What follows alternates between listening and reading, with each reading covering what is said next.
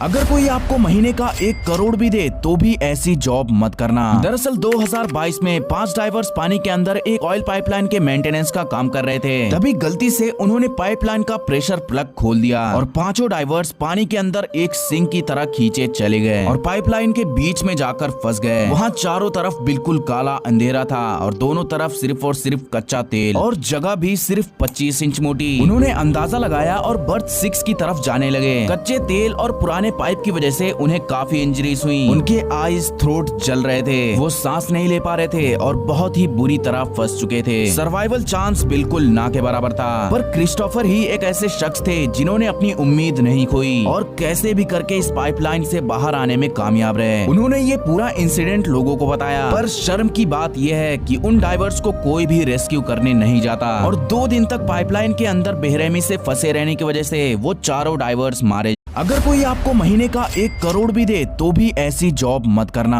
दरअसल 2022 में 5 डाइवर्स पानी के अंदर एक ऑयल पाइपलाइन के मेंटेनेंस का काम कर रहे थे। तभी गलती से उन्होंने पाइपलाइन का प्रेशर प्लग खोल दिया और पांचों डाइवर्स पानी के अंदर एक सिंक की तरह खींचे चले गए और पाइपलाइन के बीच में जाकर फंस गए। वहाँ चारों तरफ बिल्कुल काला अंधेरा था और दोनों तरफ सिर्फ और सिर्फ कच्चा तेल और जगह भी सिर्फ 25 इंच मोटी। उन्होंने अंदाजा लगाया और बर्थ 6 की तरफ जाने लगे। कच्चे तेल और पुराने पाइप की वजह से उन्हें काफी इंजरीज हुई। उनके आईज थ्रोट जल रहे थे, वो सांस नहीं ले पा रहे थे और बहुत ही बुरी तरह फंस चुके थे। सर्वाइवल चांस बिल्कुल ना के बराबर था। पर क्रिस्टोफर ही एक ऐसे शख्स थे जिन्होंने अपनी उम्मीद नहीं खोई और कैसे भी करके इस पाइपलाइन से बाहर आने में कामयाब रहे। उन्होंने ये पूरा इंसिडेंट लोगों को बताया। पर शर्म की बात यह है कि उन डाइवर्स को कोई भी रेस्क्यू करने नहीं जाता और 2 दिन तक पाइपलाइन के अंदर बेरहमी से फंसे रहने की वजह से वो चारों डाइवर्स मारे।